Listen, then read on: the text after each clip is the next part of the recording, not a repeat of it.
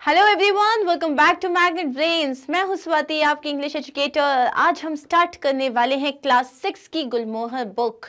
Now this is like a very interesting book because इसमें जितने भी चैप्टर्स हैं बहुत ज़्यादा इंटरेस्टिंग हैं, अम्यूजिंग हैं, फनी हैं और ये सारे चैप्टर्स पढ़ने में आपको बहुत मज़ा आएगा। And of course there is a beautiful message in each and every chapter and the poems.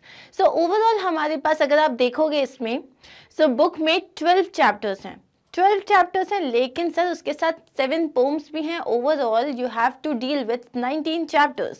अब ये जो 19 चैप्टर्स हैं ये आपके मतलब आपकी मैम जो है ना वो कोर्स स्टार्ट करेंगी और आपका कोर्स फिनिश हो जाएगा, क्योंकि जब हम साथ में पढ़ने वाले हैं तो हम बहुत फटाफट पढ़ेंगे, एक एक लाइन समझेंगे और सारे वर्ड के मीनिंग्स आपको पता चल जाएंगे। द थिंग इज कि आपको कहीं से कहीं तक कोई डाउट नहीं रहेगा। लेकिन एज अ टीचर, मैं आपकी टीचर हूँ यहाँ पे, तो एज अ टीचर मैं आपसे क्या एक्सपेक्ट करती हूँ कि जब आप इस सारे चैप्टर्स को पढ़ लोगे तो इसके जो डिफ़िकल्ट वर्ड्स हैं ना वो आप अपनी लैंग्वेज में यूज़ करना स्टार्ट करोगे। जब आप अपने फ्रेंड्स से बात करते हो, जब आप एसेज लिखते हो, पैराग्राफ्स लिखते हो, तब आप इन वर्ड्स को यूज़ करना स्टार्ट करोगे, तब कहीं जाके इन चैप्टर्स को पढ़ने का मतलब होगा। सबको इंग्लिश बेटर करनी है, राइट? एवरीबडी वांट्स कि आपकी जो इंग्लिश अभी जो इस लेवल पे है वो इस लेवल पे आ जाए। उसके लिए हमें करनी पड़ेगी बहुत सारी मेहनत साथ में।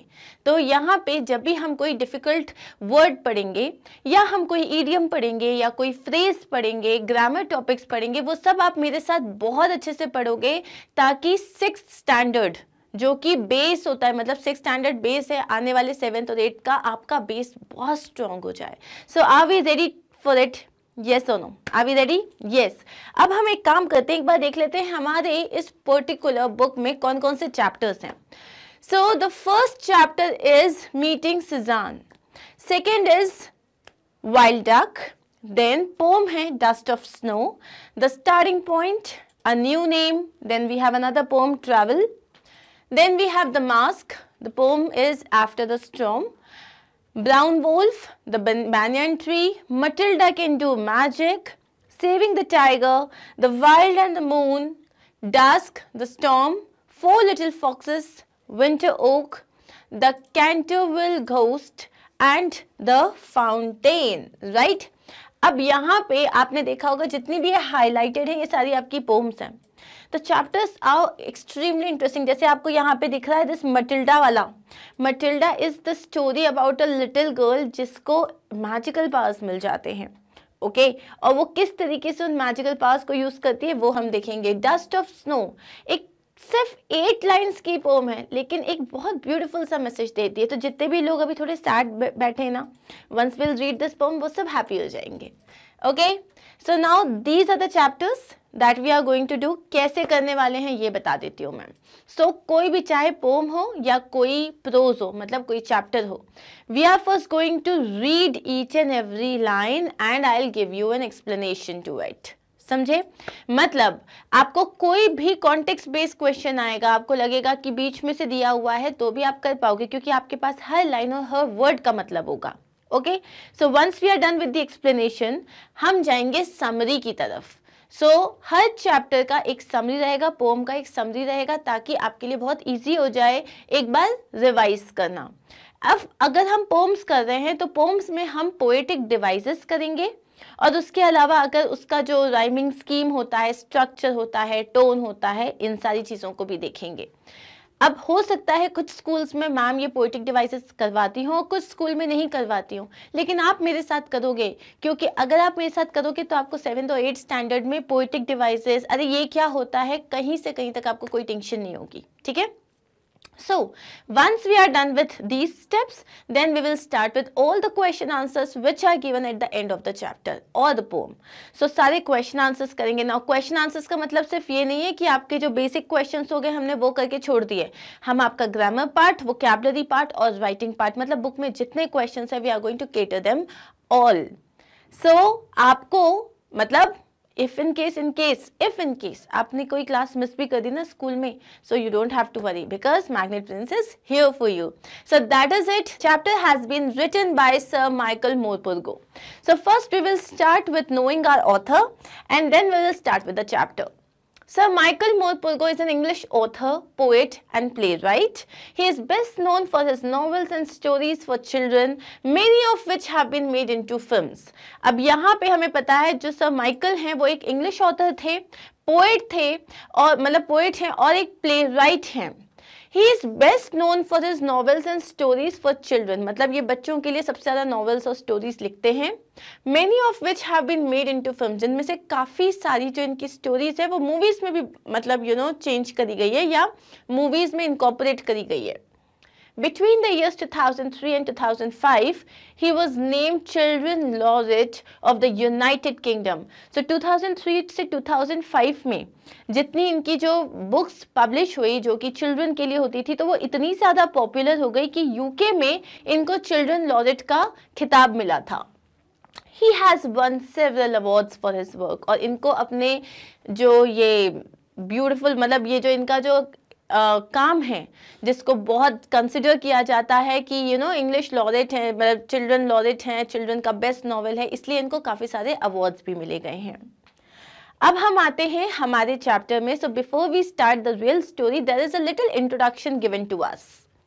Flipping through the mother's book, a young boy named Yannick admires the beauty of the countryside of Provence as painted by the master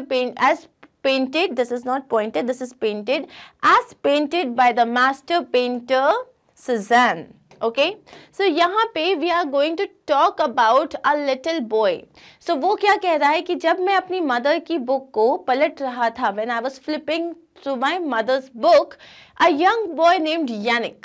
So Yannick जो एक young boy है उसने वहां पे क्या किया, उस बुक में there were pictures of this countryside of province. Province क्या है? Province is a region in south eastern France famous for its scenery. So south eastern France में देयर इज दिस प्लेस जो कि अपनी scenery के लिए, landscape के लिए बहुत ज़्यादा फेमस है.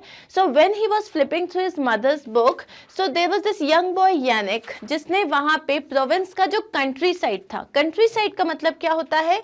The land and scenery of a rural area. तो जो गाँव में जब आप जाते हो, किसी भी थोड़ा सा जो विलेज एरिया होता है, रूरल एरिया होता है, वहाँ आप देखते हो बहुत ज़्यादा पेड़ हैं, नदी है, पहाड़ दिख रहे हैं. सो इसको कंट्री साइड कहते हैं. सो कंट्री साइड, प्रोविंस का जो कंट्री साइड था उसके पिक्चर्स को वो एडमायर कर रहा था, उसे बहुत अच्छा लग रहा था वो देख के. एंड वो किसने पेंट की थी वो पिक्चर्स? Cézanne ने, मास्टर पेंटर Cézanne ने. One summer he gets the chance to go and spend time with his uncle's family who live there. अब एक बार क्या होता है, he gets the chance, उसको एक मौका मिलता है अपनी अंकल के साथ जाके रहने का जो कि प्रोविंस में रहते हैं. अब प्रोविंस को जहाँ वो देख रहा था इतनी ब्यूटीफुल वहाँ की सीनरी है, लैंडस्केप है, वहाँ जाके उसको रहने का मौका मिलता है. Now our story starts. Yannick soon begins to enjoy his stay, occasionally helping his uncle run the village inn. Yannick को वहाँ रहना बहुत अच्छा लगने लग जाता है और वो अपनी अंकल की हेल्प भी करता है बिकॉज वो वहाँ पे विलेज में एक इन रन करते हैं. इन का मतलब क्या होता है? Inn is a place to stay while you are on vacation or on the road. Inn मतलब बेसिकली लॉजेस या होटल्स जो होते हैं. तो अंकल का एक लॉज होता है या होटल होता है जिसे इन कहा जाता है और उनको रन करने में, जैसे वहाँ के छोटे मोटे काम करने में वो अंकल की हेल्प कराता था. One day there is a bustle at the inn for the famous man. The inn's best customer comes visiting. अब एक दिन क्या होता है? There is a bustle at the inn. Bustle मतलब क्या? हलचल मची रहती है. Bustle का मतलब क्या होता है? Noisy, excited activity or movement. So अब next time से how would you use this word? That जैसे मैंने घर में enter किया, there was a bustle. Bustle का मतलब क्या है? जैसे कि मान लो मम्मा कुछ कर रही है, पापा कुछ कर रहे हैं, घर में पेंटिंग चल रही है और some or the other work is going on. तो आपको क्या लगा? अरे बाप रे, तो हलचल मची हुई है यहाँ पे. So you will, instead of calling that, you can call it a bustle. और as soon as the teacher entered the class, okay, she heard the bustle and she went back कि भैया मुझे आना ही नहीं है इस क्लास में. So this was the meaning of the word bustle. So one day there is a bustle at the inn. अब इन में काफी ज्यादा शोर शराबा हो रहा है for a famous man, क्योंकि इन का जो है बेस्ट कस्टमर आने वाला है. Who is this man and why is there such a fuss about his visit? अब यहाँ पे क्वेश्चन है, ये आदमी है कौन और इतना ज़्यादा फस क्यों हो रहा है इनके विजिट पे? That evening, my cousin Amandine told me I had to do everything properly because their best customer was coming to dine with friends. That evening, उस शाम को मेरी जो कज़न थी एमेंडीन, उसने मुझे बताया कि आज मुझे सारा काम बहुत प्रॉपरली करना है क्योंकि उनके जो बेस्ट कस्टमर थे वो अपने फ्रेंड्स के साथ वहाँ पे खाना खाने आने वाले थे. He lived in the chateau in the village, she said, and was very famous. अब उसने क्या बताया कि ये जो उनके जो बेस्ट कस्टमर हैं ये कहाँ रहते हैं? शटाउ में रहते हैं. शटाउ क्या होता है? A large French country home और कैसल. जो फ्रेंच लोगों के जो बहुत बड़े बड़े घर होते हैं या कैसल होते हैं उनको हम क्या बोलते हैं? शटाउ. अब यहाँ पे वो रहा करते थे एंड उसने क्या बताया कि वो जो उसके जो स्पेशल कस्टमर है वो बहुत ज़्यादा फेमस हैं. When I asked what he was famous for, she didn't reply. लेकिन जब मैंने उससे पूछा कि वो किस चीज़ के लिए फेमस है, उसने मुझे कोई रिप्लाई नहीं दिया. उसने क्या कहा? Questions, always question. She tutted. Go and fetch the logs. उसने बोला जब देखो क्वेश्चन करते रहते हो. She tutted. Tutted का मतलब क्या होता है? Made a sound expressing annoyance. Like जो हम बोलते हैं ना, इसको बोलते हैं tutted. ओके, सो शी टटेड कि जब देखो क्वेश्चन ही क्वेश्चन करते हैं तो जाओ. Go and fetch logs. Go and fetch. Fetch का मतलब क्या होता है? Look for something. जाके ढूंढ के लेके आओ, जाके लेके आओ. फेच का मतलब होता है कहीं भी, सपोज मम्मा ने बोला जाके एक काम करना, एक लाइक कुछ जो है लॉग्स लेके आना. लॉग्स तो मम्मी नहीं बोलेगी. लेट्स से कुछ स्पून्स लेके आना और वो तुम्हें बोला है कि वो अंदर के रूम में कहीं रखे होंगे, उनको जाके ढूंढ के लेके आओ. सो गो फेच सम स्पून्स. अंडरस्टूड? सो फेच का मतलब है गो फॉर और कॉल फॉर. और यहाँ पे उसने बोला लॉग्स लेके आओ, तो मे बी यहाँ पे उनको जो है फायर प्लेस के लिए लॉग्स चाहिए होंगे या फिर उनको किचन के लिए लॉग्स चाहिए होंगे. So she said that question मत करो, जाके लॉग्स लेके आओ. Whoever he was, he looked like an ordinary man without much hair. Now, this special customer was already there. तो जब यहाँ पे सुजान ने उनको देखा तो उसने देखा कि यार ये तो ordinary इंसान जैसे ही लग रहे हैं, जो भी हैं, इनके सर पे बाल बड़े कम हैं. But I felt very pleased when the famous man ate one of my crème brûlée. So यहाँ पे वो बोल रहे हैं, सुजान ने कहा, लेकिन मुझे तब बड़ी खुशी हुई जब उन्होंने मेरे हाथ से बना हुआ जो फेमस crème brûlée है वो खाया, उन्हें बहुत पसंद भी आया. After the man and his guests left, we began to clear the table. अब जैसे ही मैन और उनके जो मतलब वो जो फेमस पर्सन था और उनके साथ जितने भी उनके फ्रेंड्स आए थे, जब वो वहाँ से चले गए तो हमने क्लियर करना स्टार्ट किया, टेबल क्लीन करना स्टार्ट किया. I pulled the paper tablecloth off, scrunched it and threw it into the fire as usual. So वहाँ पे एक बेसिक प्रोसेस था. जो आपके पास टेबल क्लॉथ होते हैं वो पेपर के होते थे, तो जैसे ही आपका खाना हो गया तो आपने वो पेपर जो है वो हटाया, उसको फायर में डाल दिया. Now this was their usual practice. तो सुजान ने क्या किया, जैसे ही वो चले गए उसने वो पेपर का जो टेबल क्लॉथ था उसको पुल किया, स्क्रंच किया. स्क्रंच किया मतलब उसको कुचड़ मुचड़ कर दिया. स्क्रंच का मतलब क्या होता है? क्रश और squeeze into a compact mass. So crush और स्क्वीज, एक छोटा सा मास बना दिया उसका, और उसके बाद उसने क्या किया, उसको फायर में फेंक दिया. Suddenly, Amandine went rushing past me. For some reason, she grabbed the tongs and tried to pull out the remnants of the burning paper tablecloth. अब यहाँ पे क्या हुआ, अचानक से एमेंडीन भागते हुए आई, मुझे क्रॉस किया और फॉर सम रीजन, किसी रीजन की वजह से उसने टोंग्स लिए. टोंग्स मतलब क्या होता है? चिमटा. सो उसने टोंग्स लिए और उसके बाद जो पेपर टेबल क्लॉथ था जो मैंने आग में फेंक दिया था, उसका जो बचा कुचा जो भी पार्ट था वो उसको निकालने की कोशिश करने लग गई.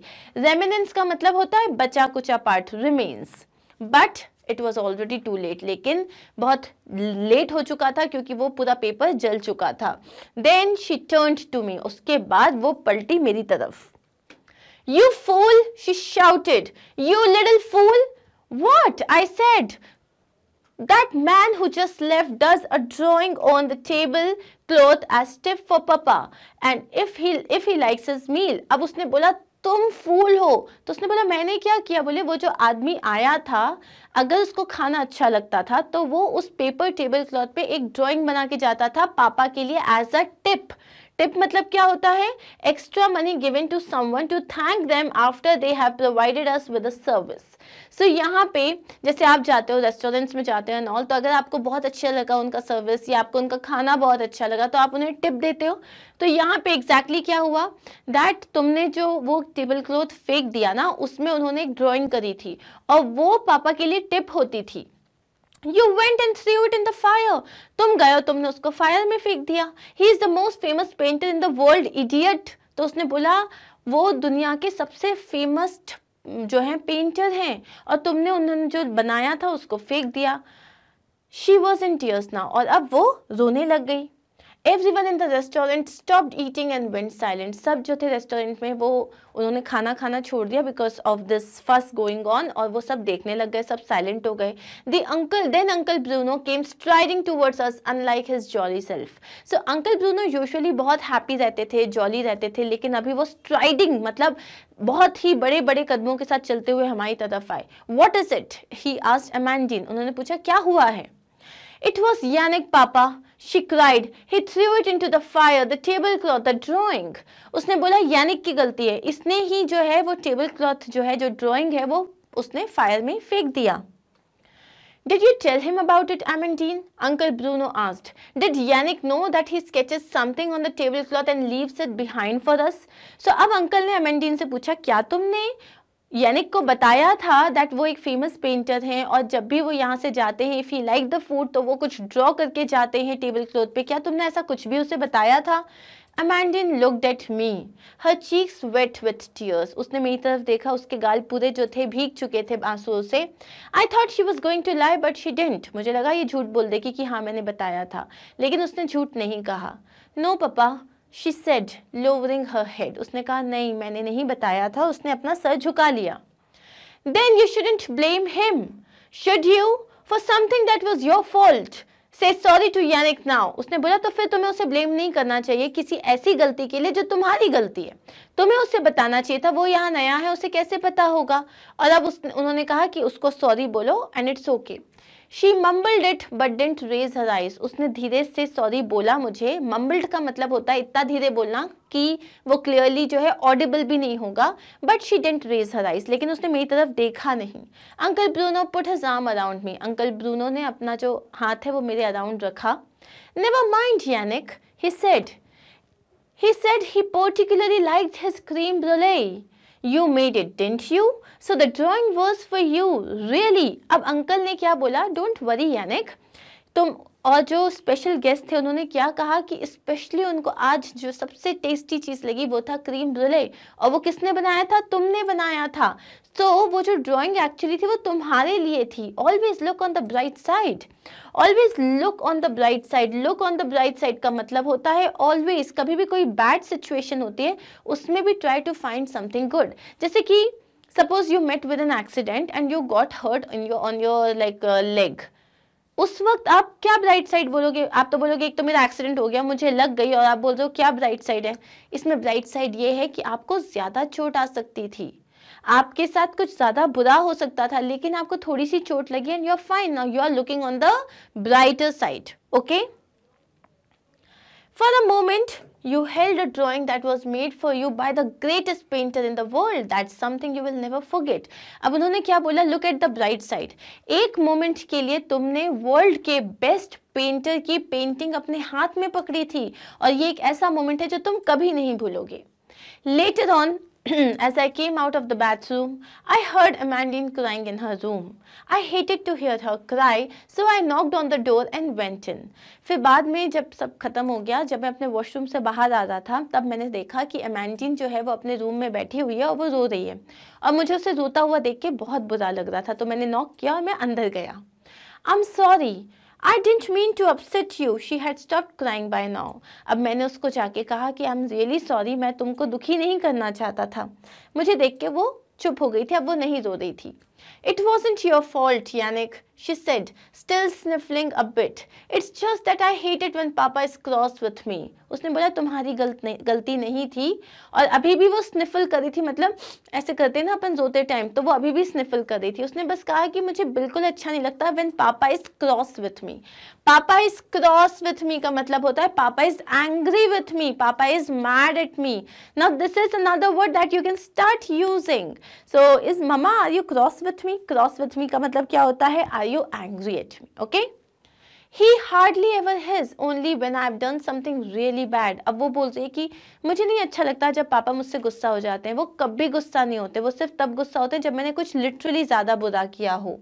I shouldn't have blamed you. I'm sorry. मुझे तुम्हें ब्लेम नहीं करना चाहिए था. I'm sorry. Then she smiled at me. फिर उसने मुझे देख के एक smile the. I lay awake all night, my mind racing. Somehow I was going to make it all right again and make Amandine happy. मैं रात भर जागा और मेरा दिमाग चल रहा था कि मुझे कुछ तो करना है. I have to make the situation right और मुझे अमेंडिन को वापस खुश करना है. Soon I had worked out exactly what to do. Even what I was going to say when the time came. अब soon मुझे पता था कि मुझे क्या करना है, और जब right time आएगा तब मुझे क्या कहना है मुझे ये भी पता था. Next morning, I didn't go for my walk in the hills, but made my way down through the village towards the Shitayu. So अब क्या हुआ, अगले दिन मैं कहाँ, जो मैं नॉर्मल अपनी वॉक पे जाता था हिल्स में, पहाड़ों में मैं वॉक करने जाता था, मैं नहीं गया और मैं नीचे विलेज के पास गया. कहाँ पे? शटायू में. I waited till there was no one about. तब तक मैंने वेट किया जब तक सब लोग चले नहीं गए वहाँ से, मतलब जब तक कोई दिख रहा था मैं अंदर नहीं गया, मैं वेट कर रहा था. I climbed the gates easily enough and then ran down through the trees. अब वो जो बड़ा सा कैसल था उसमें जब मुझे लगा कि ओके आसपास कोई नहीं है, तो मैंने उसके गेट्स को क्लाइंब किया, जंप किया, और उसके बाद वहाँ जो इतने सारे ट्रीज थे वहाँ मैं भागते हुए गया.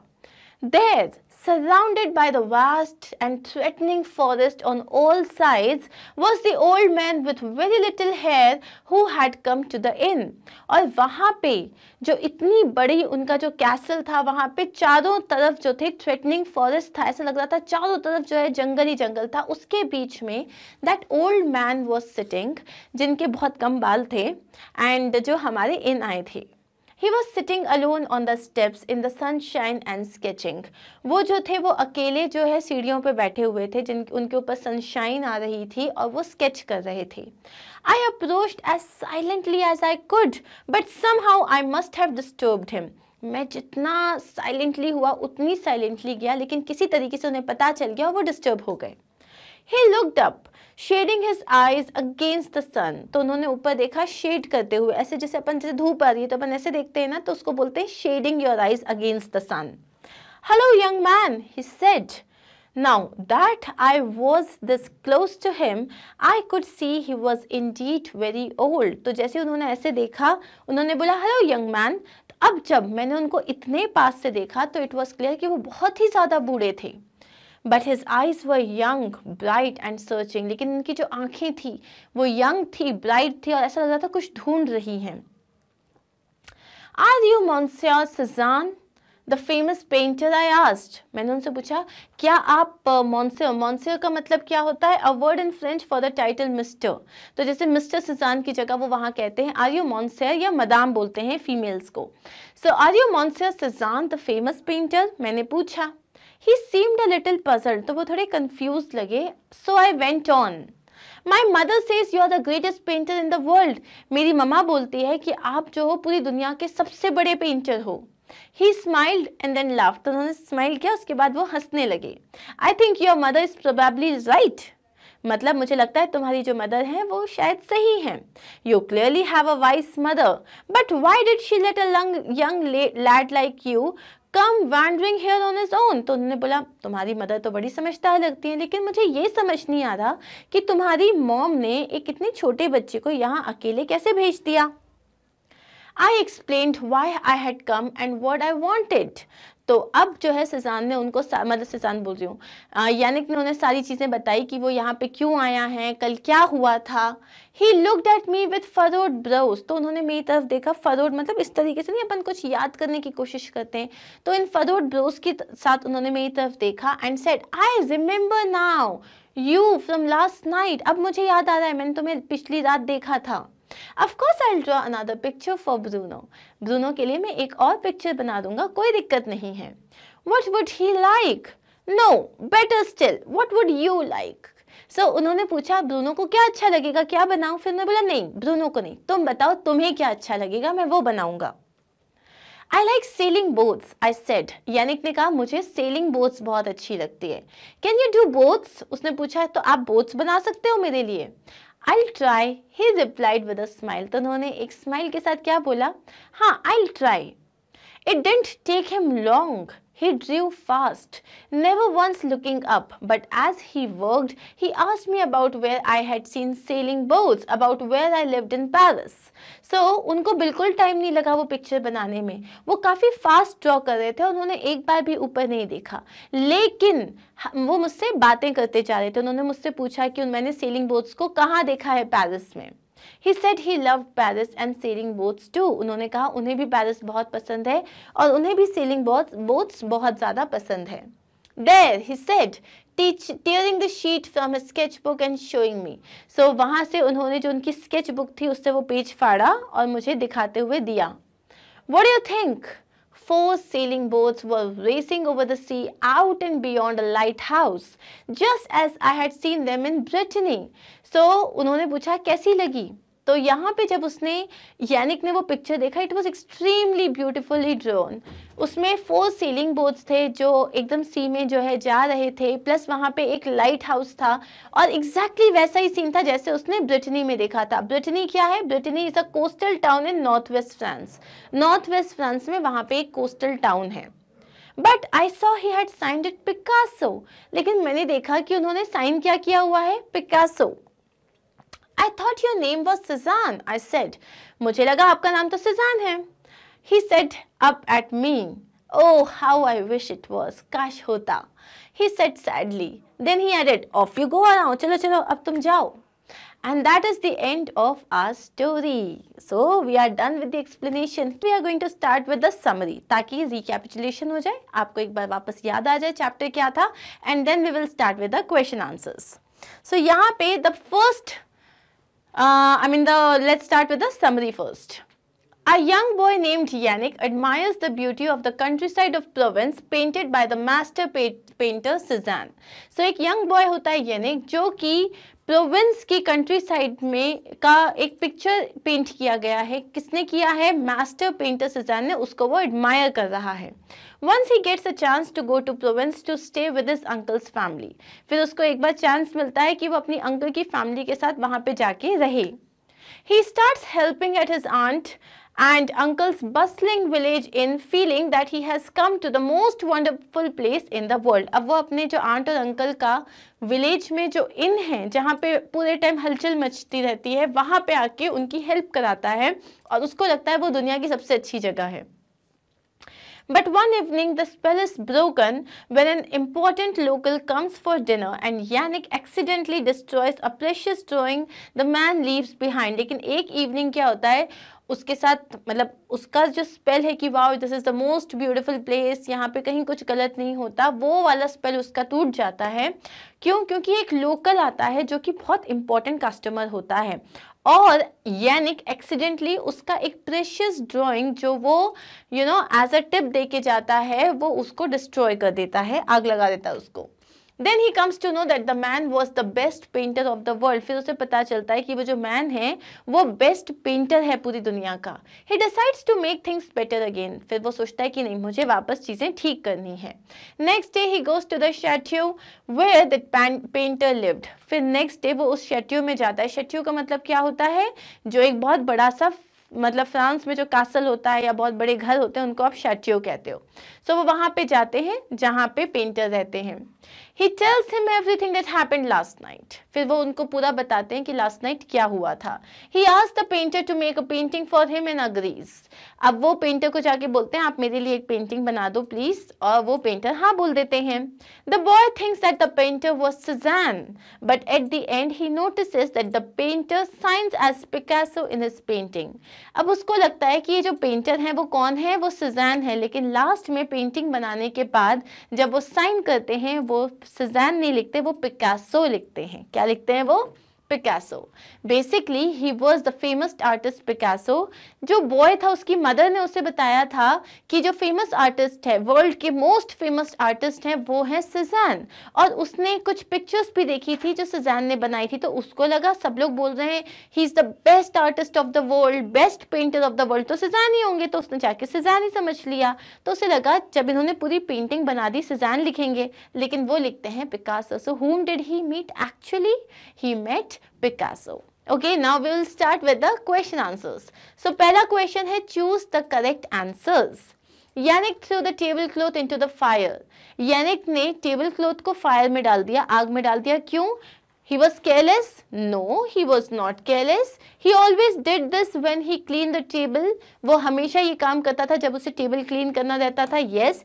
Amandine told him to do so. Amandine ने कहा था उसको कि जाके आग में डाल दो. बिल्कुल नहीं. तो हमारा आंसर क्या हो गया? हमारा आंसर है B. Next, uncle Bruno was angry with Amandine because. Uncle Bruno क्यों अमेंडीन से गुस्सा थे? She didn't tell Yannick to save the tablecloth. उसने यानिक को नहीं बताया कि तुम्हें टेबल क्लॉथ संभाल के रखना है. नहीं, इसके लिए गुस्सा नहीं थे.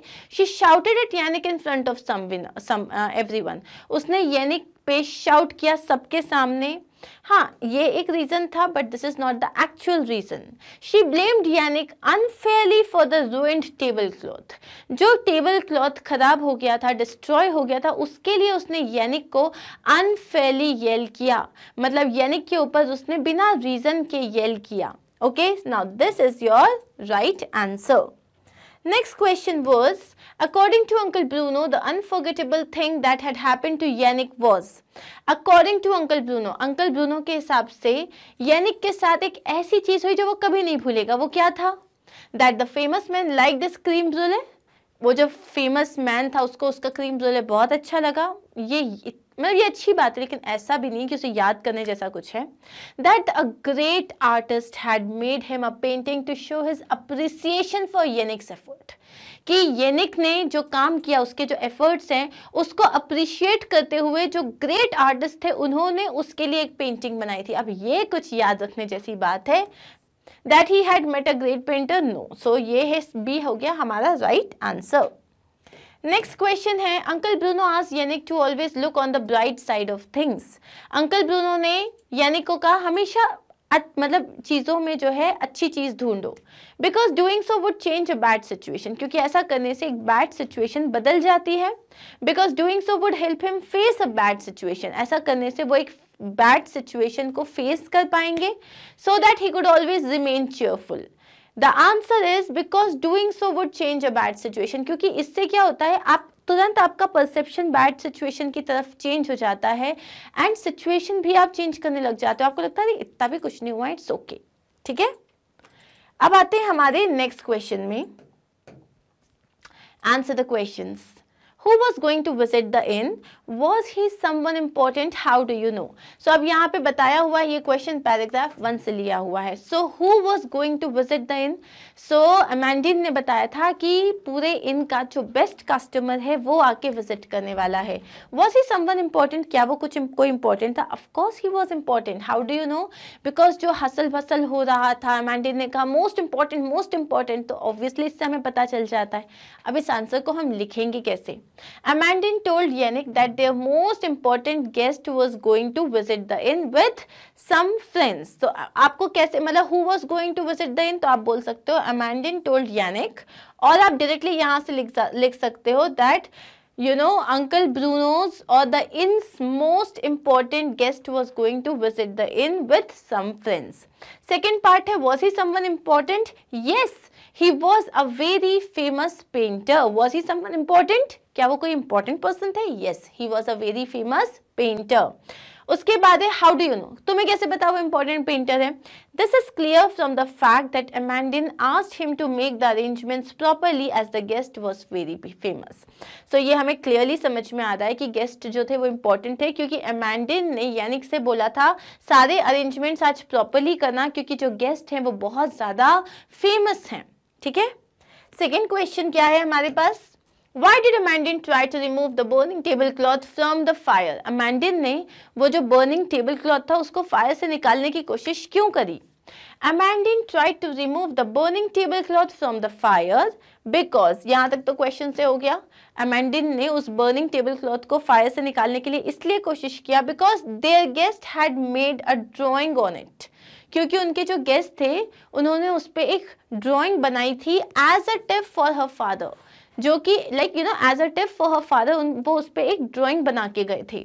She did not want to upset her father, वो अपने फादर को अपसेट नहीं करना चाहती थी, as the guest was the most famous painter and sculptor in the world, क्योंकि ये ड्राइंग किसी ने नहीं बनाई थी, ये ड्राइंग किसने बनाई थी? The most famous painter and sculptor in the entire world. उन्होंने उसके फादर को टिप देते हुए एक पेंटिंग बनाई थी जो गलती से यानिक ने जो है फायर प्लेस में डाल दी थी, and that is the reason she was trying to remove the burning tablecloth from the fire. Next question क्या है? Did Amandine think her father would be angry with her for the burnt tablecloth? What tells you this? क्या तुम्हें लगता है कि अमेंडिन को डर लग गया था कि यदि उसके फादर ने अगर देखा कि ये जो टेबल क्लॉथ है ये जला दिया गया है तो उसके फादर बहुत ज़्यादा अपसेट हो जाएंगे आप उससे, और अगर ऐसा आपको लगता है तो क्यों लगता है? So yes, Amandine thought that her father would be angry with her for the burnt tablecloth. Amandine को लगा कि उसके जो फादर है वो बहुत गुस्सा हो जाएंगे। We know this because, अब हमें ये इसीलिए पता है, she seemed nervous and quickly put the blame on Yannick, क्योंकि वो बहुत ज़्यादा नर्वस लग रही थी और उसने तुरंत पूरा ब्लेम किसके ऊपर डाल दिया? यानिक पे डाल दिया। Even before her father asked, मतलब उसके फादर ने पूछा भी नहीं था, जब उसके फादर आए उन्होंने बस पूछा था क्या हुआ, उतने में उसने जो ब्लेम था वो यानिक पे डाल दिया, because she was very nervous. उसको लग रहा था उसके फादर उससे बहुत ज्यादा गुस्सा हो जाएंगे। Next question is, I thought she was going to lie. Who is the speaker talking about? Why did he think that she was going to lie? So ये लाइन किसने बोली थी? I thought she was going to lie. ये यानिक ने कहा था किसके बारे में? अमेंडीन के बारे में, क्योंकि जब उसके फादर ने पूछा कि क्या हुआ है तो क्या तुमने यानिक को बताया था कि कौन है वो और वो पेंटिंग बनाते हैं एंड ऑल, तो उसको लगा ये शायद झूठ कह देगी।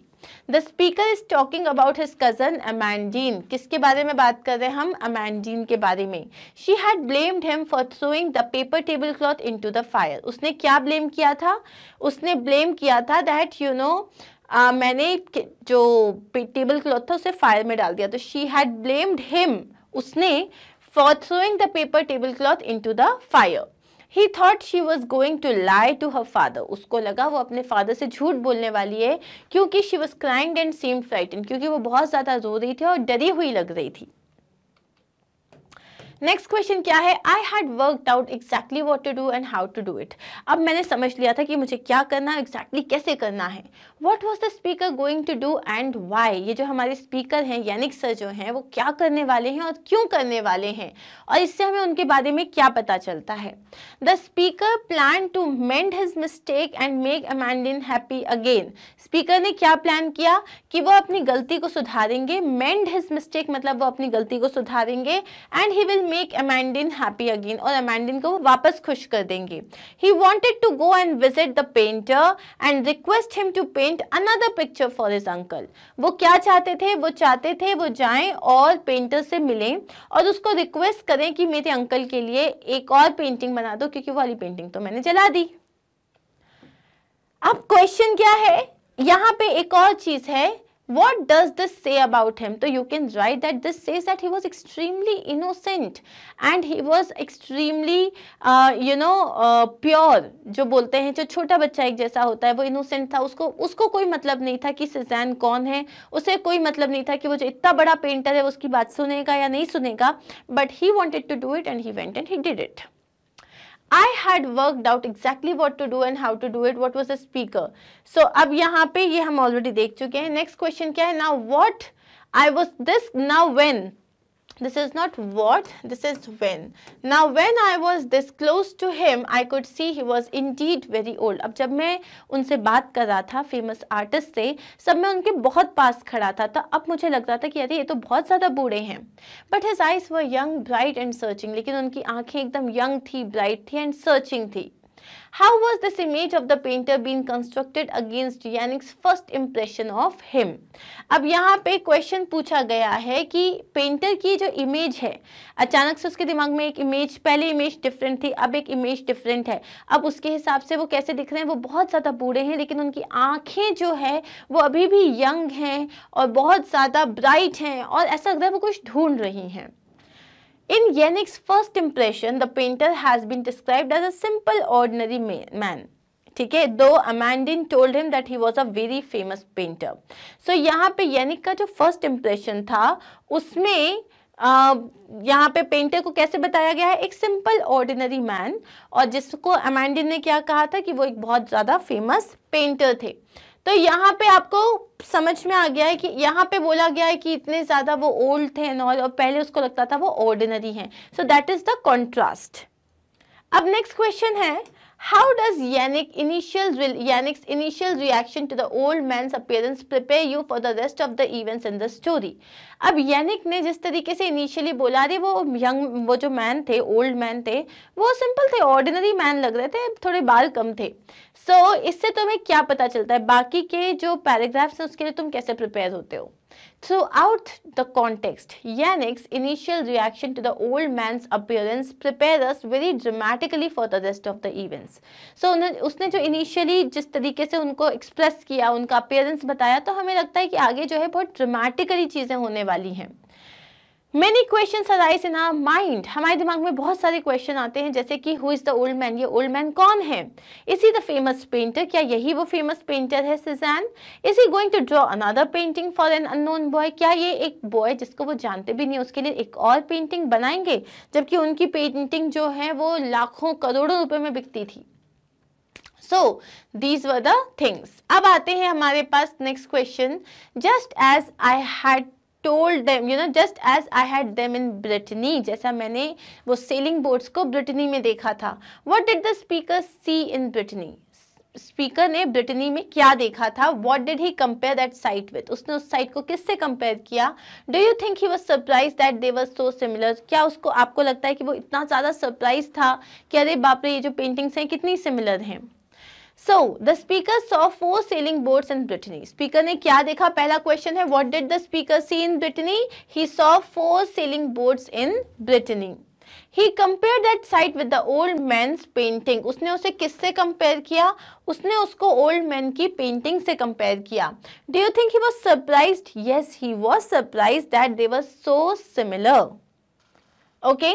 Next question है, throughout the text, the famous man is described as the greatest painter in the world. पूरे चैप्टर में इनको बताया गया है ये greatest painter है वर्ल्ड के. And yet at the end he wishes his name was Cézanne.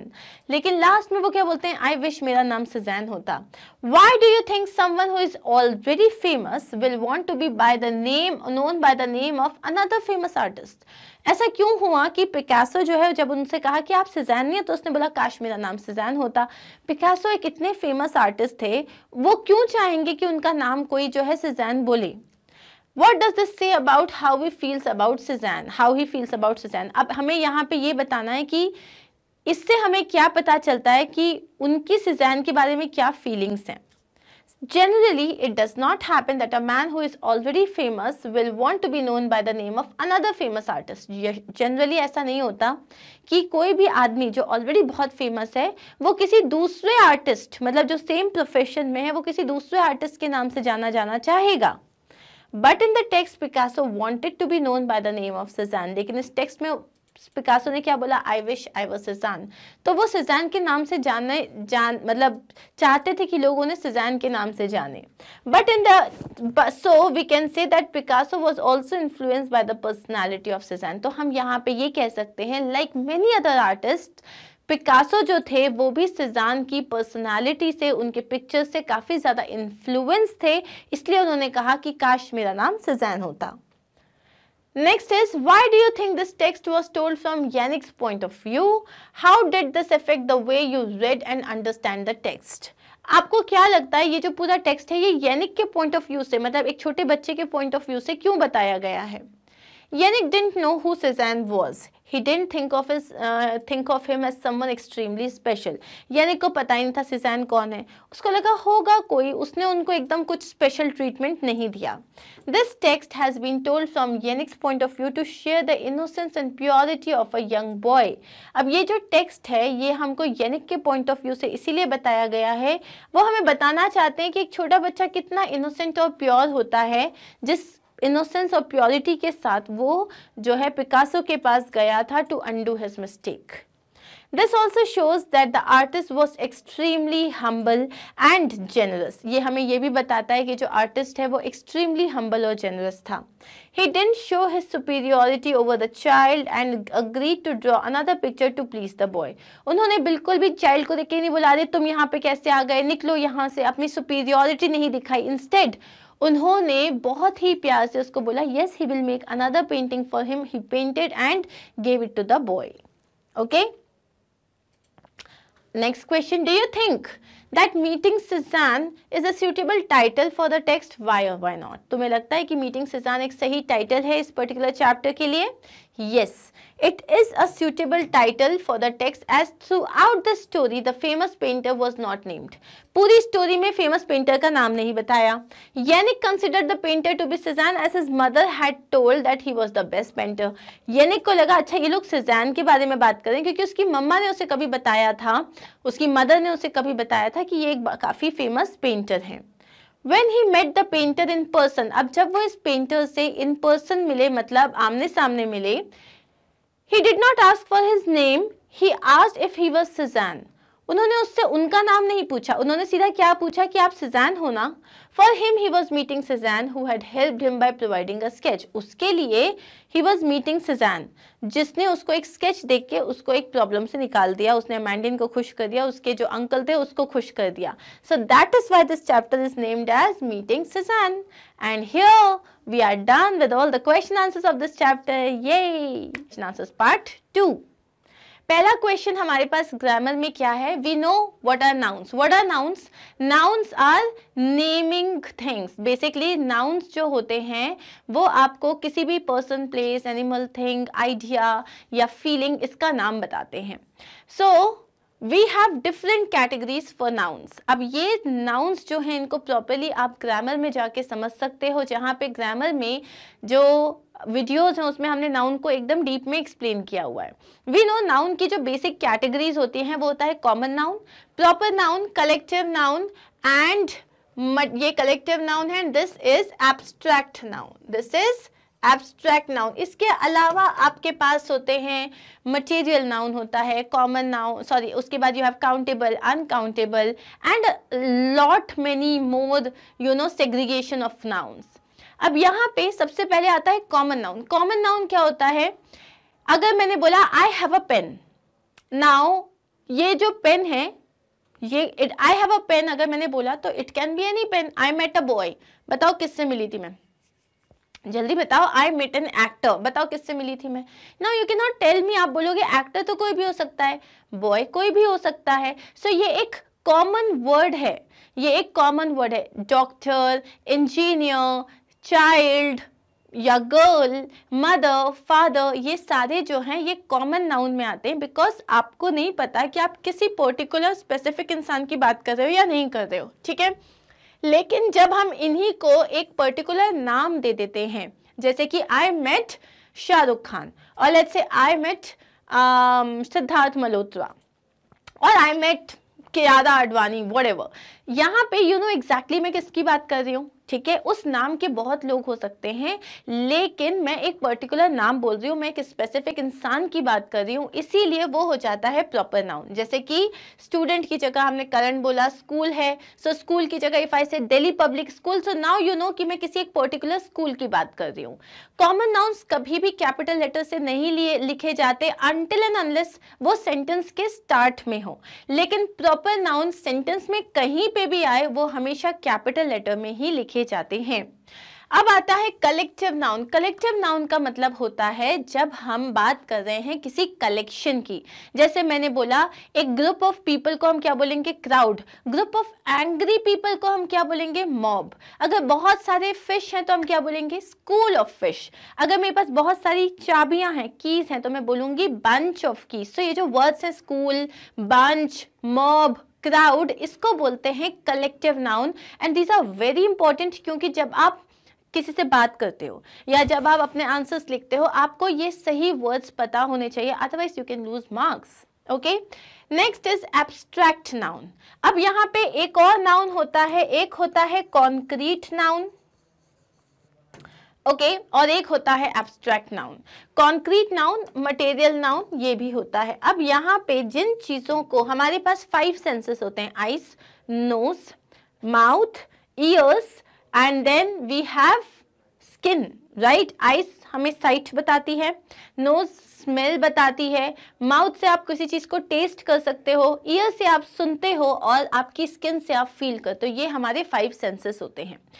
जिस भी चीज को हम इस 5 सेंसेस से फील कर सकते हैं, for example I can see this pen, yes, I can touch it, yes, right, I can write with it. So यहाँ पे ये जो पेन है ये एक कॉन्क्रीट नाउन है, क्योंकि मैं इसे टच कर सकती हूँ, मैं इसे देख सकती हूँ। लेकिन if I say honesty, honesty, you know, honesty जो है सबसे अच्छी चीज होती है। Can you see honesty? नहीं, आप किसी एक्शन को देख के बता सकते हो ये ऑनेस्टी है, लेकिन can you see honesty? You can not see honesty. तो यहाँ पे ऑनेस्टी एक एब्स्ट्रैक्ट नाउन हो जाता है। जिन चीजों को आप अपने 5 सेंसेस से ऑब्जर्व नहीं कर सकते उन्हें हम कहते हैं एब्स्ट्रैक्ट नाउन, जिन्हें हम कर सकते हैं उन्हें हम कहते हैं कॉन्क्रीट नाउन। मटेरियल नाउन क्या होता है? मटेरियल नाउन का मतलब होता है जब आप ऐसी चीजों की बात करते हो जिससे कोई चीज बनती है।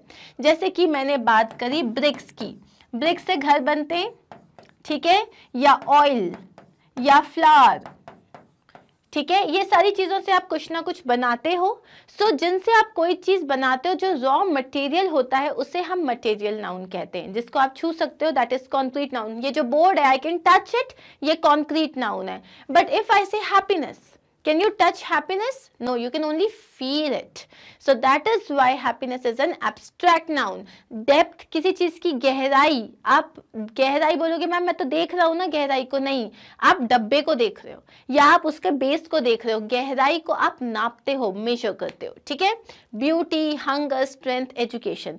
Now I have a question, मुझे ये बताओ, मनी, मनी कॉन्क्रीट नाउन है या एब्स्ट्रैक्ट नाउन है? जल्दी बताओ, मनी जो है कॉन्क्रीट नाउन है या एब्स्ट्रैक्ट नाउन है? आप बोलोगे मनी मैम क्या बात करती है आपने, 10 रुपए का कॉइन होता है या 100 रुपये का नोट होता है, 10 रुपये का नोट होता है, हम उसे पकड़ सकते हैं, हम उसे देख भी सकते हैं, तो ये तो कॉन्क्रीट नाउन हुआ? बिल्कुल नहीं, ये हुआ एब्स्ट्रैक्ट नाउन। कैसे? आप जिस चीज को पकड़ रहे हो ना, जिस सिक्के को पकड़ रहे हो, वो मेटल है, और जो आप पेपर, मतलब जो आप किसी नोट को पकड़ रहे हो, 10 रुपए का हुआ, 20 रुपए का हुआ, 100 का हुआ, 500 का हुआ, 1000 का हुआ, नहीं हुआ 1000 का नहीं हुआ, 2000 का हुआ, तो ये जो नोट को जो आप पकड़ रहे हो ना, वो नोट पेपर है। उस पेपर को एक वैल्यू असाइन की हुई है, इसीलिए हम उसको बोलते हैं कि उस नोट की एक कीमत है, उसको हम मनी कहते हैं। जैसे कि वो 500 रुपये के नोट जो चलते थे, फिर वो बंद हो गए, बंद हो गए ना, तो आज उसकी कोई वैल्यू है क्या? उसे मनी बोलोगे? नहीं, आज वो सिर्फ एक पेपर है। So that is why money एक एब्स्ट्रैक्ट नाउन होता है, क्योंकि आप उसको सिर्फ, उसकी वो एक वैल्यू है। Otherwise you are touching only paper, and when it comes to coin आप सिर्फ मेटल को टच कर रहे हो, ठीक है। So I hope you are clear with this. आगे बढ़ते हैं। अब यहाँ पे है question, Amandine screamed at Yannick in anger because the sketch was now a pile of ashes. अमेंडिन ने जोर से येनिक पे चिल्लाया, किसमें? एंगर में। किस चीज में? एंगर में। Because the sketch was now a pile of ashes, क्योंकि स्केच जो था अब बस उसमें जो है वो एक एशेस का, राख का ढेर बन चुका था।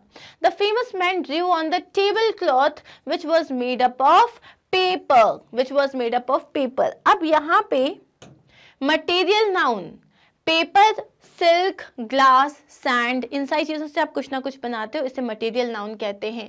Table cloth, hairpin, sunrise, firefly, cutting board, snowboard, ये सब आपके कंपाउंड नाउन होते हैं क्योंकि ये दो अलग अलग नाउन से मिलके, टेबल अलग होता है, क्लोथ अलग होता है, लेकिन जब इनको मिला दिया तो वो टेबल क्लोथ बन गया। हेयर अलग होता है, पिन अलग होता है, लेकिन जब मिला दिया तो हेयर पिन हो गया। सन एंड राइज मिलके सनराइज, फायर और fly, fire fly, cutting board, cutting board. तो ये जब दो वर्ड्स को मिला के आप बनाते हो इसे कंपाउंड नाउन बनाते बोलते हैं। दो नाउन्स मिलके एक दूसरा मीनिंग देते हैं, उसे कंपाउंड नाउन कहते हैं। Compound noun consist of 2 or more nouns that are joined. These can form one word or can be joined by hyphen. या तो इनको आप, जैसे ये one word बन गया, या तो आप इनको हाइफन लगा के इसका एक वर्ड बना सकते हो। However, even if they are 2 words, as in swimming pool, they represent one. Swimming pool का मतलब दो अलग अलग वर्ड्स नहीं है। अगर इसमें देखो ना, एक वर्ड नहीं है और इसमें बीच में हाइफन भी नहीं लगा, उसके बाद भी एक कंपाउंड नाउन है। सो कंपाउंड नाउन या तो एक सिंगल वर्ड की तरह दिख सकते हैं, या तो इसमें हाइफन हो सकता है, या अलग अलग भी हो सकता है। क्लियर? अब हमें क्वेश्चन क्या दिया हुआ है, हमें ये बोला है कि सेंटेंसेस दिए हैं, वर्ड्स हाईलाइटेड दिए हैं और हमें बताना है नाउन कौन सा है। We stopped on our way to admire a beautiful rainbow across a waterfall. Beautiful rainbow across a waterfall. यहाँ पे ये obviously compound noun है। नेक्स्ट क्वेश्चन आपको दिया हुआ है, in cold places people still use coal and fireworks for heat. अच्छा, one more thing, always remember this thing, कोई भी आपको एक नाउन आता है, it is not at all necessary कि वो सिर्फ कॉमन नाउन हो। वो कॉमन भी हो सकता है, वो कॉन्क्रीट भी हो सकता है, वो कंपाउंड भी हो सकता है, राइट? तो it is not at all necessary कि आपने बोला कि ये नाउन है तो ये कॉन्क्रीट नहीं हो सकता, ये कॉमन नहीं हो सकता, नहीं। एक नाउन 2 या 3 चीज नाउन्स को भी रिप्रेजेंट कर सकता है। अब आते हैं हम सबसे पहले, in cold places people still use coal. Coal मतलब कोयला, कोयला एक रॉ मटेरियल है, ये हो गया मटेरियल नाउन। फायरवर्क्स, फायरवर्क्स, अब ये जो है सिंपल आपको दिख रहा है, it is a compound noun. Heat, अब यहाँ पे हीट को आप टच नहीं कर सकते, हीट को आप देख नहीं सकते, हीट को आप सिर्फ फील कर सकते हो, तो ये क्या हो गया, abstract noun. Skyway Airlines has placed an order for a new fleet of aircraft. Skyway Airlines एक एयरलाइन का नाम है, जैसे इंडियन एयरलाइंस होती है, किंगफिशर एयरलाइंस होती है, या जेट एयरवेज होता है, इसी तरीके से आपके पास है Skyway Airlines has placed an order for a new fleet of aircraft. उन्होंने एक न्यू फ्लीट ऑफ एयरक्राफ्ट का ऑर्डर डाला है। फ्लीट का मतलब होता है अ ग्रुप ऑफ एयरक्राफ्ट, मतलब उन्होंने काफी सारे एयरक्राफ्ट, एयरप्लेन्स का ऑर्डर दिया है। तो स्काईवे एयरलाइंस एक एयरलाइन का नाम है, ये हो गया प्रॉपर नाउन, और फ्लीट हो गया collective noun because it's a collection of aircrafts. अब है, the intelligence of the fox is described in old stories as cunning. Old stories में फॉक्स की इंटेलिजेंस को बोला जाता है cunning. We must add some watermelon to the fruit salad. हमें watermelon में कुछ, मतलब फ्रूट सैलेड में कुछ वाटरमेलन भी ऐड करना चाहिए। Intelligence, can you see intelligence? नहीं। Can you see intelligence? दिखता है कि अच्छा इसमें ना 10 ग्राम इंटेलिजेंस है या 20 ग्राम इंटेलिजेंस है, नहीं दिखता। So now that is an abstract noun. And cunning क्या है? कनिंग भी, you are very cunning. Can you see cunning? दिख रहा है कनिंग? नहीं दिख रहा है, तो ये भी क्या हो गया, एब्स्ट्रैक्ट नाउन, ये एब्स्ट्रैक्ट नाउन। ठीक है, नेक्स्ट है, we must add some watermelon to the fruit salad. हमें फ्रूट सैलेड में कुछ वाटरमेलन डालना चाहिए। अब यहाँ पे वाटर और मेलन, ये दो डिफरेंट वर्ड से बना है, ये हो गया कंपाउंड नाउन। फ्रूट सैलेड, इसमें हाइफन है लेकिन ये एक ही वर्ड है ना, फ्रूट सैलेड, तो ये भी क्या हो गया, कंपाउंड नाउन। ठीक है, The highway is closed because they are laying it with tar. Highway पूरा बंद है क्योंकि वो उसमें पूरा टार डाल रहे हैं। टार क्या होता है, वो जो डामर होता है ना, उसको टार कहते हैं। सो हाईवे, अब हाईवे क्या है, हाईवे, क्या हो गया ये, अब यहाँ पे हाईवे, इसे आप कॉमन नाउन भी बोल सकते हो या तो आप इसे कंपाउंड नाउन भी कह सकते हो। क्या हो जाएगा ये, कंपाउंड नाउन। ठीक है, और टार से तो रोड बनती है, तो वो मटेरियल नाउन हो गया। The audience cheered with when, the audience cheered when with, sorry ये इसको विथ और व्हेन हटा देते हैं। The audience cheered with excitement when the actors came on stage. The audience cheered with excitement when the actors came on stage. तो यहाँ पे audience मतलब क्या होते हैं, लोग, बहुत सारे लोग जो आपका कोई शो देखने आए हैं, स्पेक्टेटर्स जो होते हैं, उनके ग्रुप को ऑडियंस कहते हैं, ग्रुप को ऑडियंस कहते हैं। तो ये हो गया कलेक्टिव नाउन। और एक्साइटमेंट जो होता है, देख सकते हो, एक्साइटमेंट आप फील कर सकते हो, एक्साइटमेंट दिखता नहीं है, सो एक्साइटमेंट क्या हो गया, एब्स्ट्रैक्ट नाउन। क्लियर? अब आते हैं हम नेक्स्ट क्वेश्चन में। The old man had very little hair, old man के बहुत कम बाल थे। He quickly made another sketch for Yannick, उन्होंने क्विकली जो है यानिक के लिए एक और स्केच बना दिया। अब ये जो वर्ड है लिटिल और अनदर, ये हमको क्वांटिटी बताते हैं, ये जो है ये हमको बताते हैं, these are known as determiners, adjectives होते हैं ये, जो हमको बताते हैं कौन सा स्केच, कितने स्केच बनाए, एक और स्केच बना दिया, ठीक है। They give us an idea of the quantity और नंबर ऑफ द नाउन्स। कितना बनाया, कितने बाल थे, लिटिल बाल थे। कितने स्केच बनाए, एक और स्केच बनाया। तो ये हमें क्वांटिटी या नंबर बताते हैं नाउन के।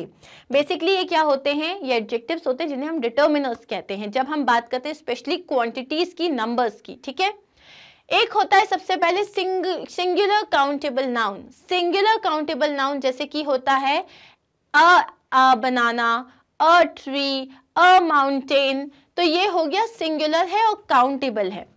एन हो गया एन एप्पल, अब आप एप्पल को भी काउंट कर सकते हो। Every child is welcome here. Now every child, आप चाइल्ड को काउंट कर सकते हो ना, कितने लोग हैं, कितने क्लास, एक क्लास में जैसे है, मैंने बोला every student has to submit their homework, और एवरी स्टूडेंट इज इनवाइटेड, और एवरीबडी इज वेलकम हियर। तो यहाँ पे एवरी जो है, either, neither, each, another, this, that, ये सारे सिंगुलर काउंटेबल नाउन है। जैसे कि either colour can be used.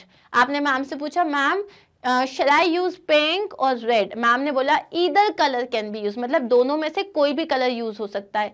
Remember one thing, ये जितने वर्ड्स है ना, इनके साथ कभी भी प्लूरल वर्ब नहीं आएगा।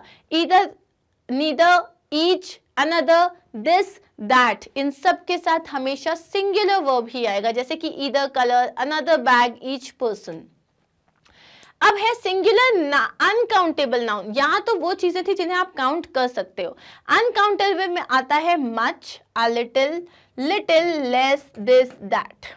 ओके, सो यहाँ पे आपको कंफ्यूज होने की ज़रूरत नहीं है। आपकी बुक में जो टेबल दिया हुआ है, इससे बहुत अच्छे तरीके से आपको ग्रामर में यही चीज़ समझ में आ जाएगी। You will find all these videos जहाँ पे डिटर्मिनर्स बहुत अच्छे से एक्सप्लेन किया गया है।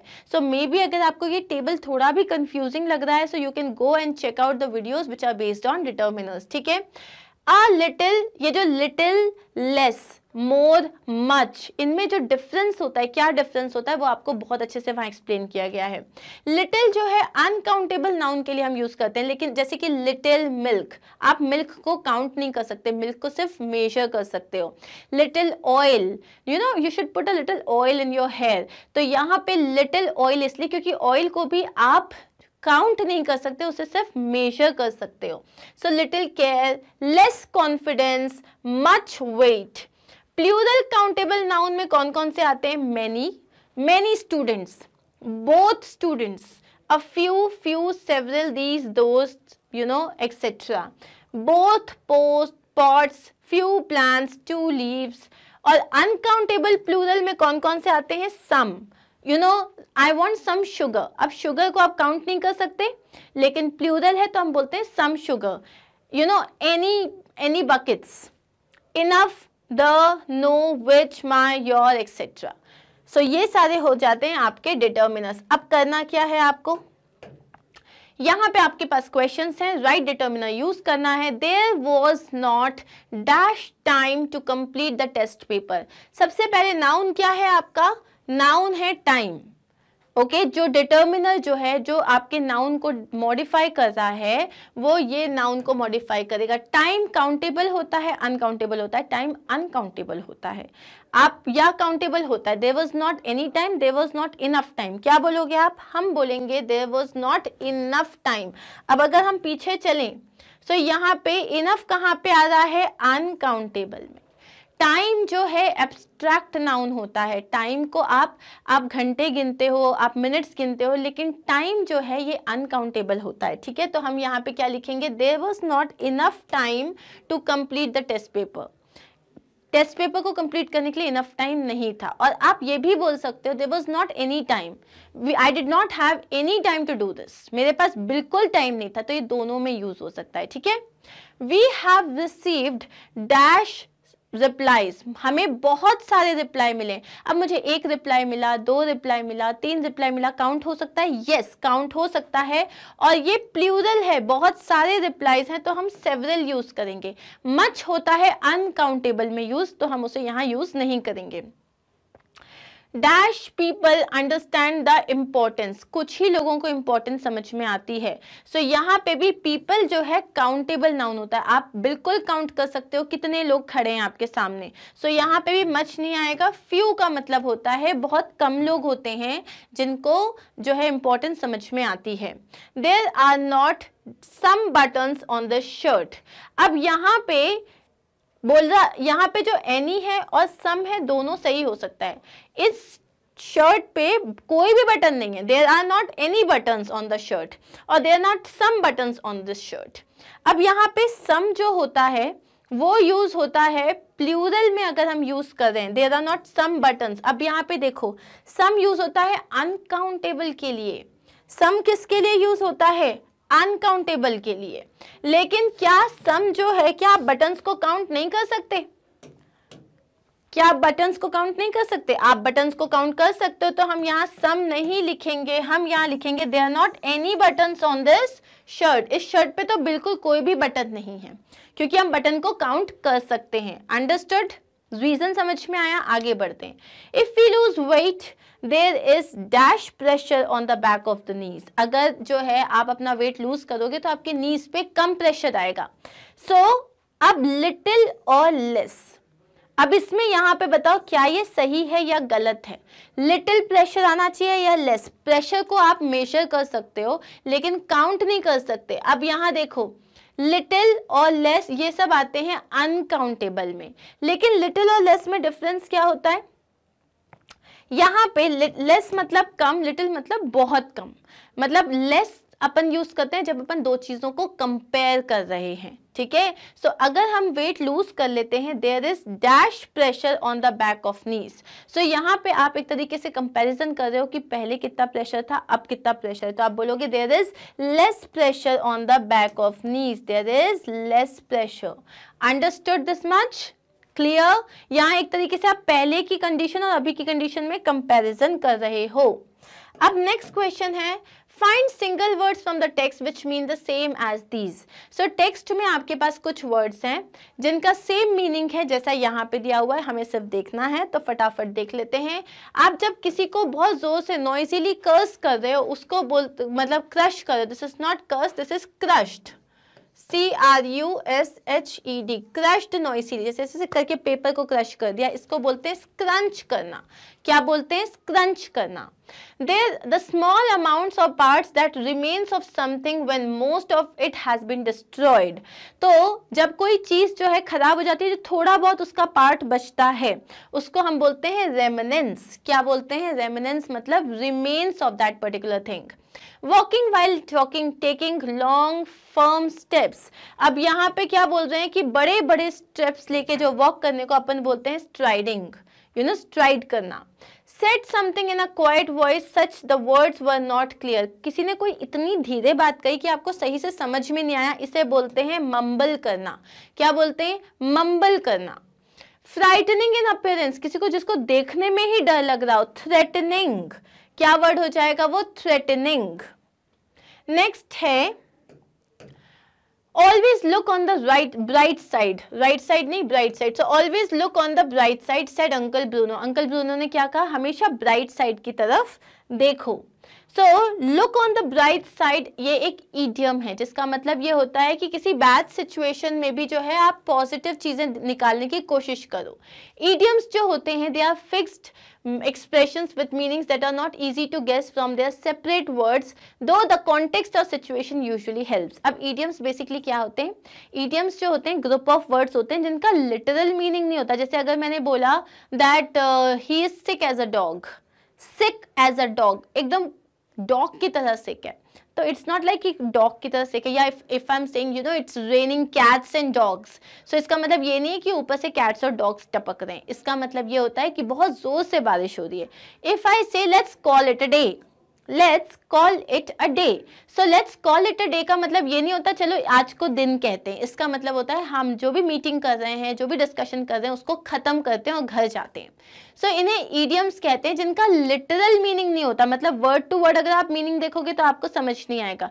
इनमें एक छुपा हुआ मीनिंग होता है, एक हिडन मीनिंग होता है। जैसे कि look on the bright side, इसका मतलब ये थोड़ी ना कि यहाँ से ज्यादा रोशनी आ रही है तो इसकी तरफ देखो। इसका मतलब है कि कोई डिफिकल्ट सिचुएशन में भी कुछ पॉजिटिव निकालो। Here are some more idioms with look along with their meanings। तो यहाँ पे हमें look के कुछ और idioms दिए हैं, इनके meaning दिए हैं। और अब आती है बारी आपकी कि आपको ये सारे जो चीज़ें हैं इसको याद रखना है। और आप ये भी कर सकते हो कि you can create a separate notebook। आपकी जो इंग्लिश की क्लास नोटबुक है उसके अलावा एक सेपरेट नोटबुक बना लो जिसमें आप सिर्फ ग्रामर की प्रैक्टिस करोगे। सो ये सारे idioms आप वहाँ लिख लो। अभी हम प्रैक्टिस करेंगे, कुछ सेंटेंसेस प्रैक्टिस करेंगे, तो ये आपको धीरे धीरे जो है आपकी वोकैबुलरी, जो यहाँ वाली वोकैबुलरी ना, इसका पार्ट बन जाएंगे और आपकी इंग्लिश जो है बेटर हो जाएगी। ठीक है, पहला है लुक अप टू। जैसे कि I always look up to my teachers, they are so good. मतलब जब आप किसी को बहुत एडमायर करते हो, जैसे I look up to Deepika Padukone because I love her, she is so talented. तो लुक अप टू का मतलब होता है किसी को बहुत ज़्यादा एडमायर करना। whom do you look up to? आप किसकी तरफ देखते हो? आप किसको जो है बहुत ज़्यादा एडमायर करते हो? May be your mom, may be your dad, may be your siblings. Look like the cat that ate the canary। Okay, look like the cat that ate the canary का मतलब होता है to look very pleased and satisfied with oneself।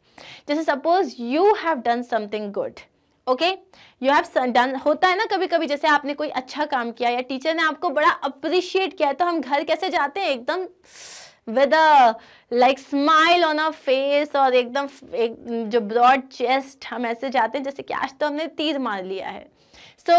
मम्मा ने जैसे आपको देखा, ऐसा लग रहा है जैसे किसी ने कुछ बहुत अच्छा काम किया है। इसको हम इंग्लिश में बोलते हैं look like the cat that ate the canary. एक ऐसी कैट जिसने की पूरी ग्रेन्स खा लिया, एकदम मस्त पेट भरा हुआ है, तो कितनी सेटिस्फाइड लगेगी। वही है, तो ऐसा कुछ काम जिससे आप बहुत खुश हो और अपने आप से सेटिस्फाइड हो, तो हम बोलते हैं लो you look like a cat that ate the canary. Okay, जैसे suppose your friend is there and she has done something good and she is very happy today, तो आप क्या बोलोगे? Wow you look like a cat who ate the canary. Okay, understood. Next क्या है? Look to one's laurels. Look to one's laurels मतलब to make an extra effort to succeed. Look to one's laurels मतलब laurels क्या होता है? आपको जो prices होते हैं, मेडल्स होते हैं, तो आप देख रहे हो कि नहीं मुझे ये चाहिए और आप ज्यादा मेहनत कर रहे हो। So look to one's laurels का मतलब होता है to make an extra effort to succeed, success पाने के लिए और मेहनत करना। Okay, look high and low. Look high and low का मतलब होता है look in every place possible. जैसे now suppose you have to leave, आप बहुत लेट हो रहे हो लेकिन गाड़ी की चाबी नहीं मिल रही, साइकिल की चाबी नहीं मिल रही, होता है ऐसा, बस निकलना ही है घर से, कैब भी आ गई है, कभी कभी ये भी होता है, या फिर आपके फ्रेंड्स आ गए हैं लेकिन घर लॉक कैसे करें, चाबी ही नहीं मिल रही है। So you look high and low. I have looked high and low but I did not find the keys. तो मतलब मैंने हर जगह देख लिया, high and low. Okay, next is from the look of it. From the look of it या from the look of these things, based on how things look or seem to appear। तो आप जैसे बोलोगे यार, जैसे आपने कोई let's say आपको Amazon से कोई पर्टिकुलर पार्सल आया, आपने बोला यार from the look of it it doesn't appear to be new, ये नया नहीं लग रहा, ऐसा लग रहा है किसी ने यूज्ड सामान दे दिया। From the look of it मतलब उसका अपीयरेंस देख के आपको लग रहा है। या suppose from the look of it it feels that you have literally done a lot of मेहनत here। अंडरस्टूड? अब क्वेश्चन क्या है आपको, ये सारे आपने लुक के इडियम्स देख लिए, यहाँ आपके पास सेंटेंसेस है, हमें राइट इडियम फिल करना है। When Jiten found out that he was the only one who had solved the puzzle, जब जितेन को ये देखा, उसने ये फील किया, अरे मैं ही हूँ पूरी क्लास में जिसने ये पजल सॉल्व किया, तो उसको कैसा लगा?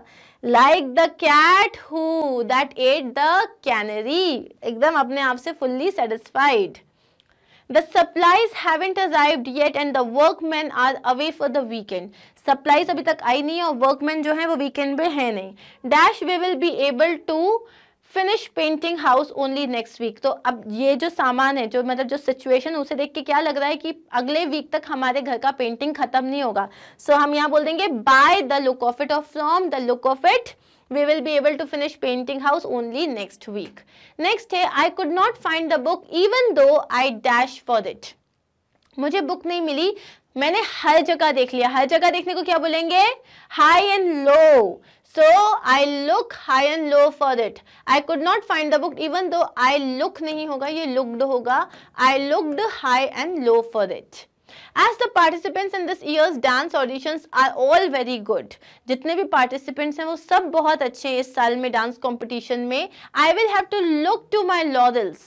Look to my laurels मतलब मुझे ज्यादा मेहनत करनी पड़ेगी सक्सीड होने के लिए।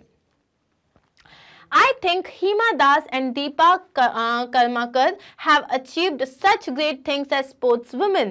I really do look up to them. मतलब जो दीपा कर्माकर हैं और हीमा दास हैं, उन्होंने इतने बड़े बड़े जो हैं मेडल्स जीते हैं स्पोर्ट्स में। Being women, I look up to them मतलब मैं उन्हें बहुत ज़्यादा एडमायर करती हूँ।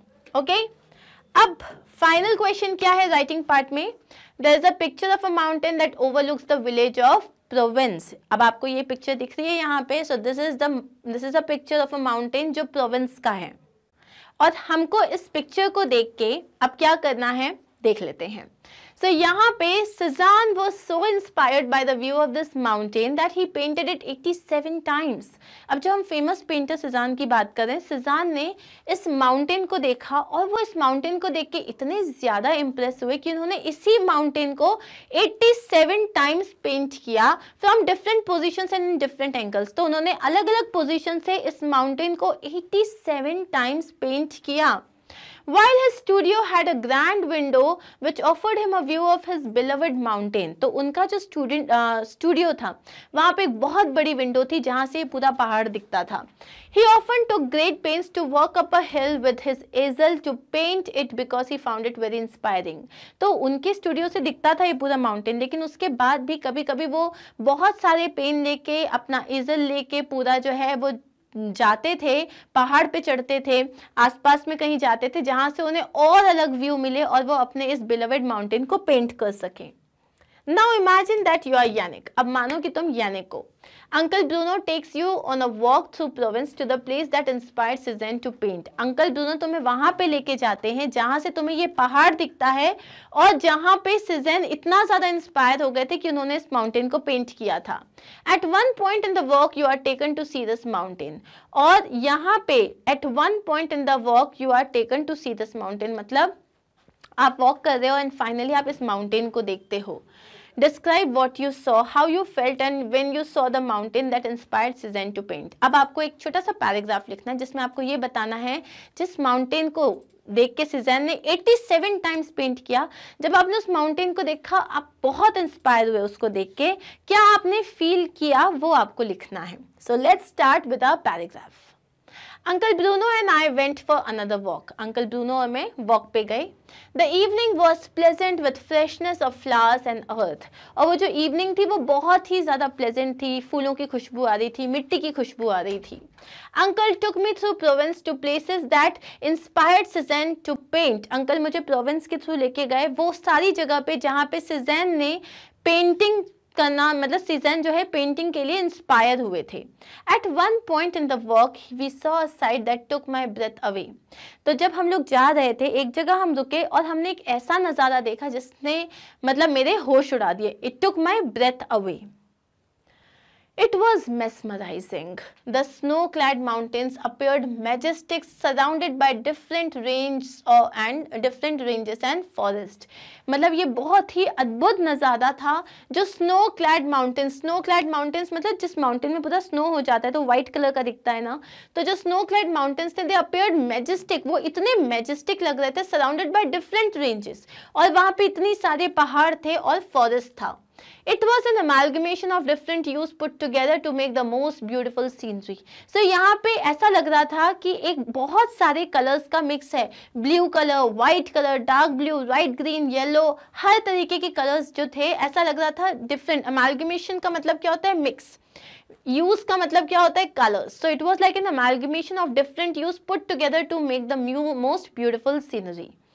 The Dove White Mountain soared into the sky. ये जो Dove White Mountain था, ऐसा लग रहा था वो स्काई को टच कर रहा है, while the forest appeared to embrace it from all sides. और लग रहा था जो फॉरेस्ट है वो उसको चारों तरफ से embrace कर रहा है, हग कर रहा है. The sky was clear with sun gleaming proudly over the entire scene. Sky एकदम clear थी और वहाँ जो sun था वो proudly जो था चमक रहा था, ऐसे कि ये सब कुछ मेरा है. The little river played on the beautiful terrain, flowing with freedom and ease. जो little river थी वहाँ पे वो उस beautiful terrain में flow कर रही थी with ease and freedom. The beautiful landscape can make anyone want to capture it, and I'm sure Suzanne wanted to do the same. ये जो beautiful landscape था, इसको देख के किसी का भी मन करेगा कि इसको कैप्चर कर लो. कुछ लोग कैमरा में करेंगे और कुछ लोग Suzanne जैसे लोग जो इतने ज़्यादा टैलेंटेड है उन्होंने उसको पेंट किया. And that is it. Done. How did you find the paragraph I wrote it? It was nice, right?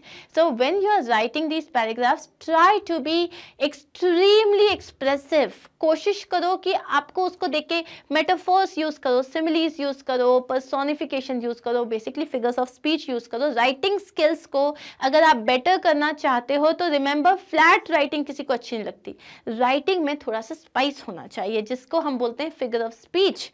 Okay, सो ये जो राइटिंग स्किल्स हैं, दीज आर वेरी इंपॉर्टेंट. तो जब हम पैराग्राफ राइट कर रहे हैं तो ट्राई टू सी किस तरीके से लिखा गया है, क्या इडियम्स यूज करे गए हैं, और उसके बाद आप अपनी राइटिंग को प्रैक्टिस कर सकते हो. So we are done with this chapter. Now we are going to start chapter 2 in our next video. Make sure that you visit our website magnetbrains.com, जहाँ पे आपको ये सारे वीडियोज एकदम लाइन बाय लाइन मिल जाएंगे without taking any efforts to search them on YouTube. यहाँ पे जाओगे, क्लास सिलेक्ट करोगे, जैसे आपने यहाँ क्लास 6 सिलेक्ट किया, सब्जेक्ट सिलेक्ट किया, और नीचे पूरे चैप्टर वाइज वीडियोस आ जाएंगे. उसमें आपको जैसे फर्स्ट चैप्टर की समरी देखनी है या फर्स्ट चैप्टर के क्वेश्चन आंसर्स देखने हैं, जस्ट क्लिक ऑन दैट और आपका वीडियो स्टार्ट हो जाएगा. So easy. I'm going to see you soon, guys. Thank you so much for watching this video. Do not forget to like, subscribe and share. Take care. Bye bye.